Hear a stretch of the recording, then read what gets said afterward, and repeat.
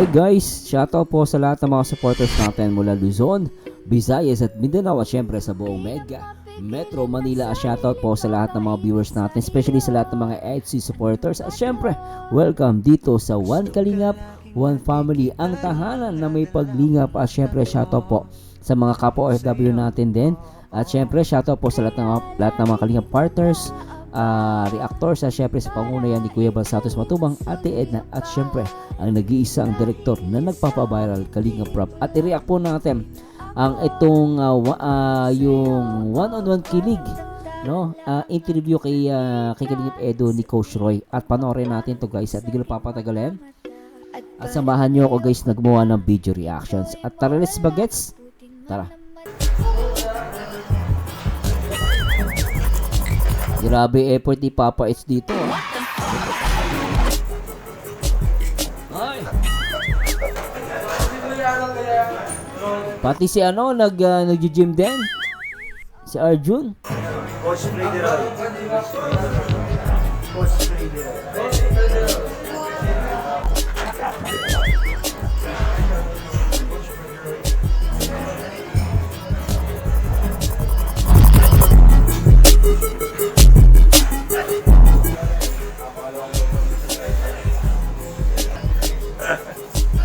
Unexpected nag-invest na push din.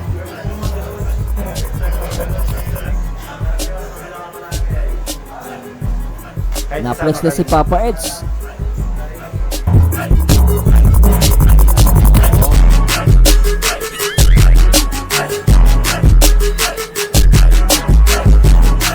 Lupit ni Coach Roy, ayos ah.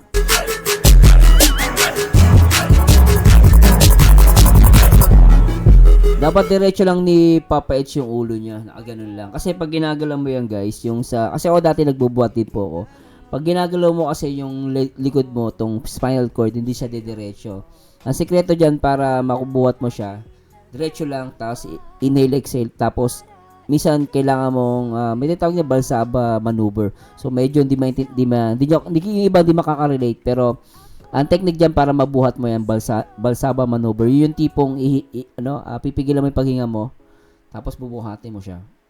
Pero ito kasi iba yung style ni Papa Eds. Pero dapat iwasan niyo yung galaw ng ulo niya para yung spinal cord diretso. Yan, lintik. Pero ganda ng improvement na katawan ni Papa Eds dito.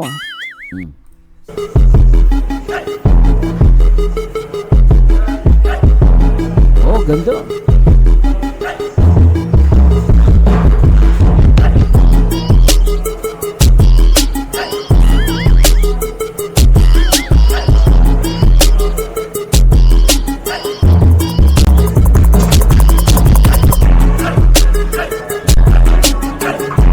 Pwede, ang ganda ng katawan ni Papa Eds, ano? Ang ganda na in-improve, oh. Galing ni Coach Roy magturo, oh. Lintik, ano?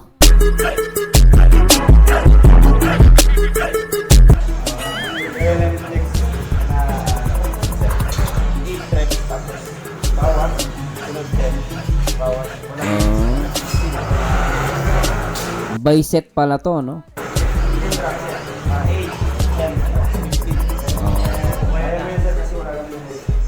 A few moments later.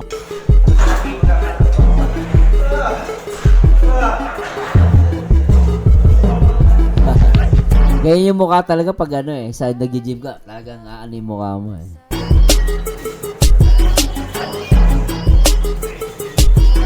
Yan, kuha ni Papa Eds, oh. Lintik ka.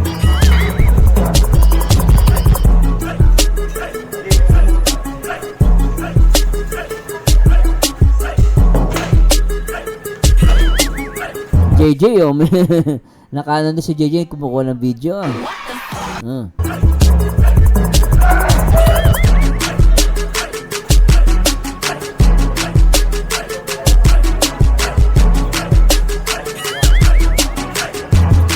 yan.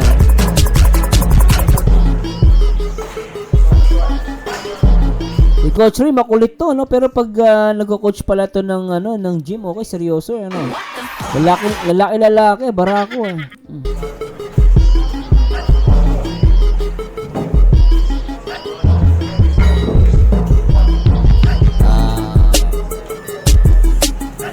Yung bar kasi ano yan 20 kg or 10 kg. Yung hawak ni Papa S, diba inalis yung bigat. So mga 10 kg or 20 kg yan.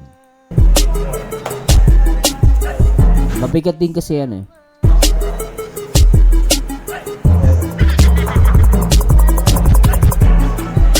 Oo.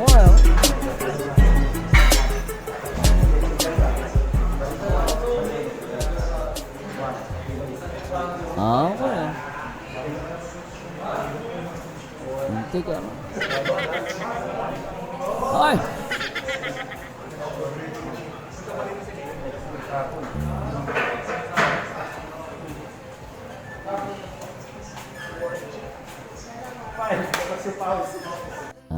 Pinagpilabas siya pawis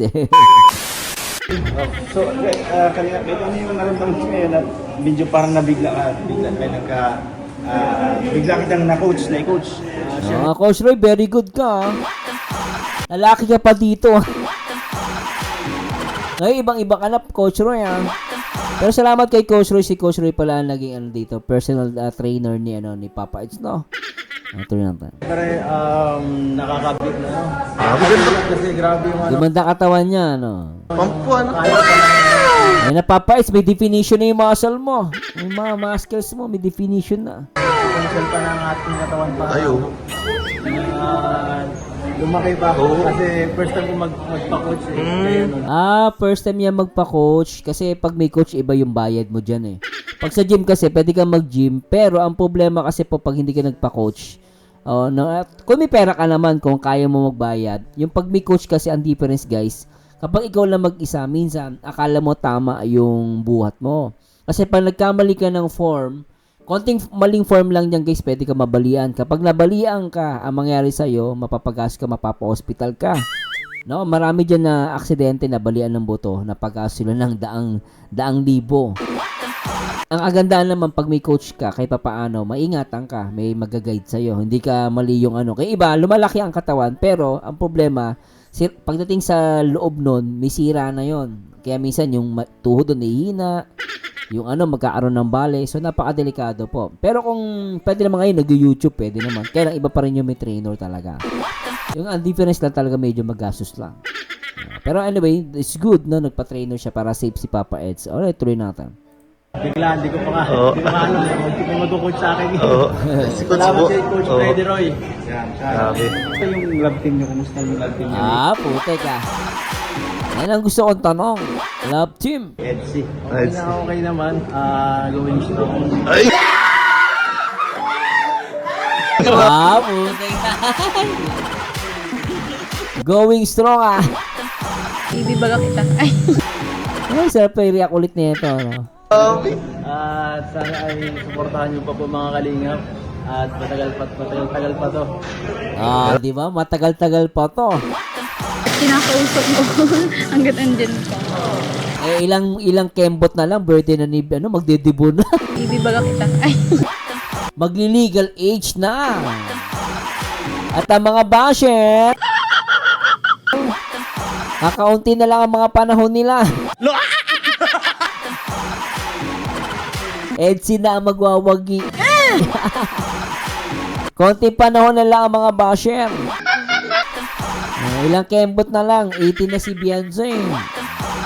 Magreklamo pa kayo, linti kayo.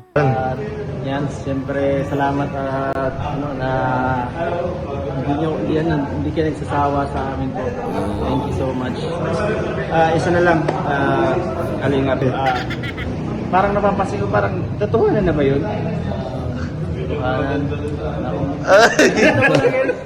Mahirap yun Secret lang kasi kami mag-ano Ayaw namin masyadong i-reveal lahat. Secret na daw lahat, lintik Panoorin nyo na lang muna sa vlog guys. Syempre, vlog muna, di ba? Tama si Papa, syempre kailangan ng views So marami pa po bang... Tsaka tandaan nyo guys, ba't ni sinagot ni Papa? Syempre guys, si channel to ni Kalinga Proy. Lahat ng sasabihin nila, syempre sa pinaka-main channel ni Kalinga Prob.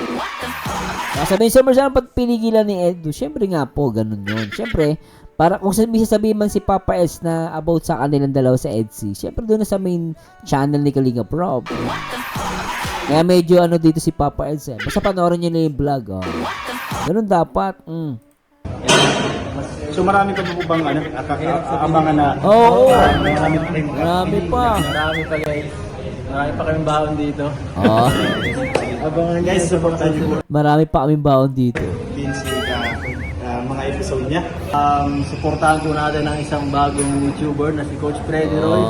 Napaka solid mag-coach. Grabe, pinagod tayo. Ngayon matay ako sa pagod guys. Pero normal lang yan. No pain, no gain. Diba? Solid pump yung pump nyo. Grabe nga eh. Ganda pop nga dyan, Papa Eds. Ayan po ang Gumanda katawan ni Papa Eds. resulta. Grabe oh. Oh. Alintik ano. Nag-pump! Sheesh. Hindi ko na kaya hawakan. Thank you. Anyway guys, ano lang to mabilis ang reaction video. Kayo guys, ano masasabi ninyo? Comment down below guys. No? Pero sa akin guys, talaga nakita nyo naman. No? Talagang napakaganda ng sagot ni Papa Eds to. No? At syempre salamat kay Coach Roy. At ganun talaga, alam, minsan kasi, alam mo, kailangan mo talaga din na, yung mga pag-gym guys, maganda rin po yan kay Papa Eds. Kasi, lalo na, nagbubuhat sila ng bigas, na minsan, minsan yung isang box, bubuhatin. Minsan, maganda rin po talaga, nagbubuhat ka. Kasi pag nagbubuhat ka, the more natitibay naman ang buto mo. Kaya nga minsan, mayroong mga matatanda na, kahit matatanda, nagbubuhat pa rin. Kasi nga, tumitibay yung buto nila. So, kailangan mo din i-training yan. At the same time, kapag may mga sakuna, no, hindi ka mapapahamak. At the same time, kailangan nagpapa-edge siya. Siyempre, para bonus na lang pag gumanda katawan mo. No? Ang pag-gym kasi hindi lang yung pagpapaganda ng katawan.